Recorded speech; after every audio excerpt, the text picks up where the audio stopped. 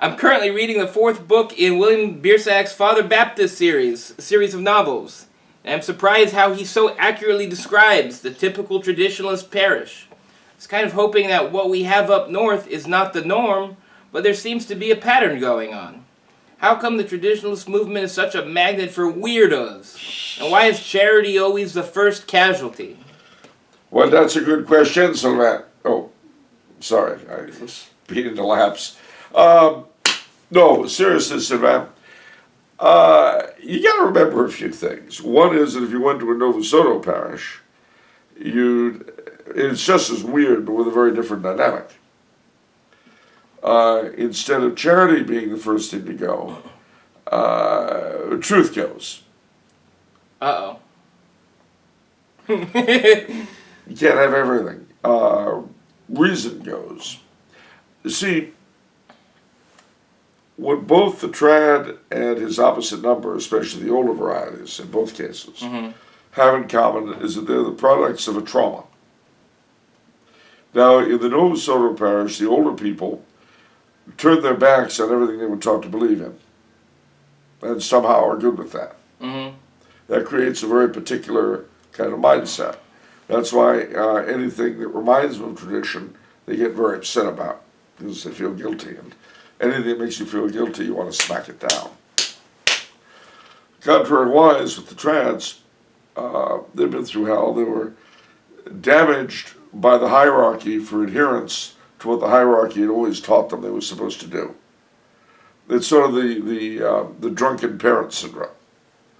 You know, when your mom or dad smack you around because they're drunk, and you're doing what a good son always does, whatever that might be.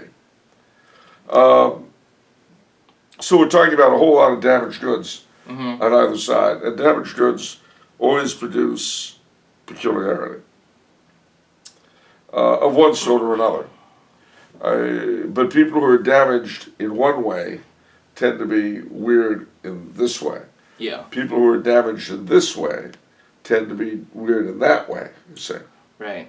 And of course there's also the fact that any interest that's out of the norm, and remember the norm is Justin Trudeau saying that anyone who's pro-life has no place in Canadian life. The norm is the state of California declaring 3 genders by act of the legislature. See, that's the norm. Yeah. But anything that's outside the norm will inevitably attract the odd. And if the norm itself is a screaming madhouse, basically, Sylvain, it's not a question of normal versus insane, but which ward of the great asylum in which we live do you wish to be placed in?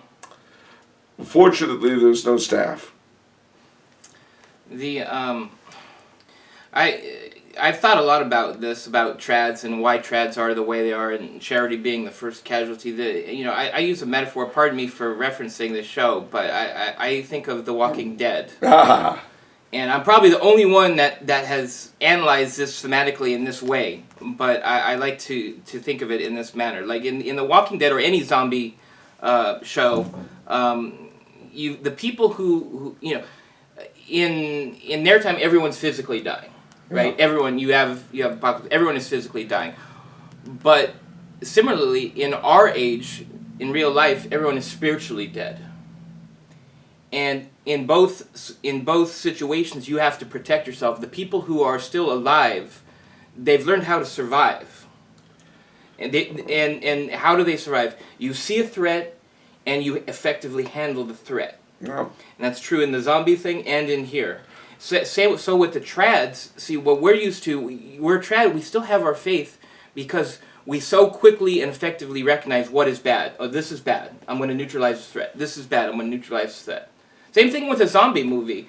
In Walking Dead, they have trouble seeing the good in people and taking a chance on people. It's like, well, whenever I take a chance on people, somebody dies, so I'm just going to kill this now. Yeah. So I think that's why... that's why you need a balance. See, trads are... Well, see, part of the problem is that you've got a bunch of lay people, both trads and mods, trying to answer questions and deal with problems they should never have had to have done. Yeah. And the fault for that lies on the hierarchy. Right. We should, you can get excited about sedevacantist saying this and that, and, people judging for themselves whether the Mass is valid or not, but stop. Who put them in that position? Right.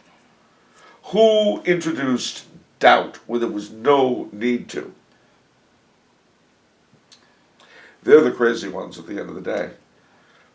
They're the ones who took something that had problems, was functioning, and smashed it. I like to say that the post-Vatican II era is the only account I know of a cancer operation where the tumors were left intact and the healthy tissue removed. And as we see by the great scandals and so forth of our past several decades, those tumors grew well in the absence of healthy flesh. Right. And just one other thing, because I've been thinking about this so long.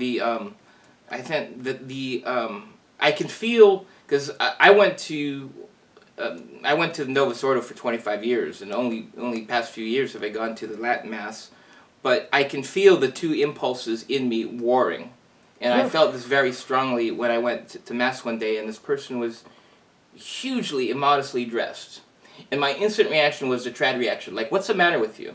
Don't you know where you are? But then this other part came in where it's like, well, you know what? They're at the right place. Yeah, at least she's here. And hopefully she's at the perfect place to receive grace, to change. And the beautiful thing about the trad culture, at least in my opinion, is it's a reinforcing culture. Well, that's true. It can be short-sighted and nasty, of course, but I don't believe, for instance, I'm a great believer, just taking that one example, I'm a great believer in the priest talking in the abstract about the need for modest dress and reminding us, if you were going to go see the president, how would you dress? Right. If you're really going to pretend that's God on the altar. Exactly. But these are specifics. I'd be very much against it, you! Because that's how you make sure that someone is traumatized or driven out. Absolutely. And that, that's something you want to avoid also. But it's an art, not a science. And the thing to remember is that there's plenty of crazy to go around on all sides. Yeah, everybody's got their own brand of fallen human nature. Yeah, sadly. So my father used to say, if you don't like it, next time come to an unfallen planet. You won't have this problem. Yeah.